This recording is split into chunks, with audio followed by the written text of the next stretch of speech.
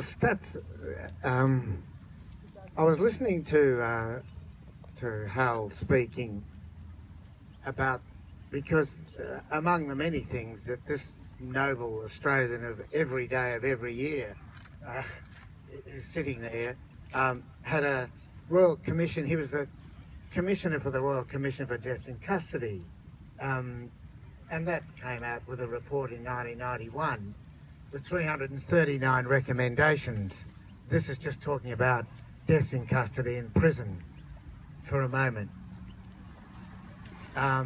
It was March 1991 when 14% of people locked up in our jails were Indigenous out of 18,000. And they said we must reduce the rate because Aboriginal people are 2.3% of the population, so they're 6 times more likely to be locked up. The figure today is 29%, not 14, out of 33,000. 33,000. There were 99 deaths in custody, which Hal and the Commission looked at between 80 and 90, 99. Some of those we knew personally, and I celebrated their funerals, and they're very, very close to us. There are 99 Indigenous deaths in custody every 5 years, 1 every 3 weeks.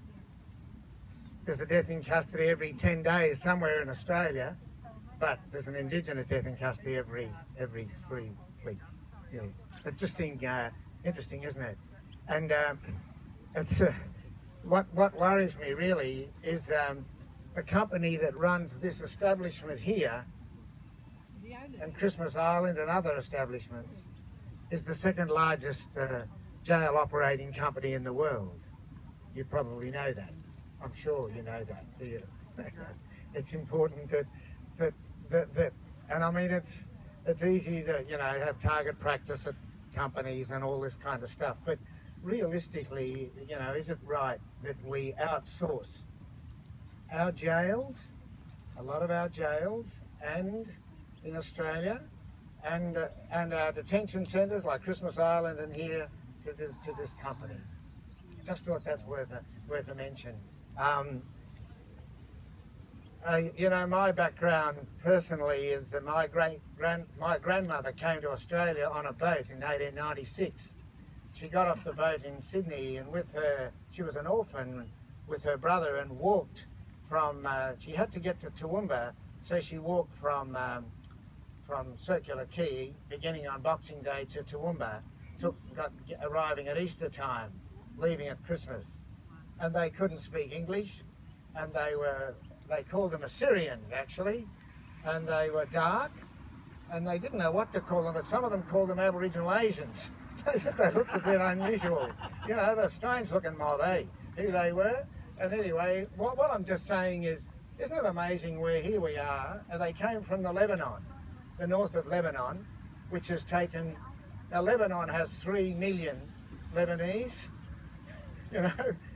Lebanon gets a lot of interesting social media, doesn't it? But it has about 1 million Palestinian refugees, and it has 1.3 million Assyrians. And it's only as big as Sydney to Newcastle to the Blue Mountains. It takes 1.3 million. And, I mean, we can do a bit better, don't you reckon? I mean, yeah. Oh, sorry about that. Sorry. Yeah, look, and this, the stats can go on, but we're all sort of boat people, and actually we're all in the one boat, aren't we? And if we realise we're in the one boat, we've got a chance, because we can have a look, and as the poem said so poignantly, it's about, it's not about religion, it's about relationship. And I'd like to just salute my brother Riverbank as not only as a poet who lives on the edge, 6 k's out of Dubbo on the Macquarie, but he lives, they say, get inside the square. We've all got to get inside the square. Riverbank's a quiet poet and prophet, and I think through his poetry he says, get outside the square. It's called a circle. and we're all in this together. Yeah, so thanks. I think that's enough for me. Thanks. Thank you so much. Before we finish, unless somebody has something else to say, I just want to point to the table there where there are some t-shirts which we printed. A couple of people came and helped me cut it out by hand.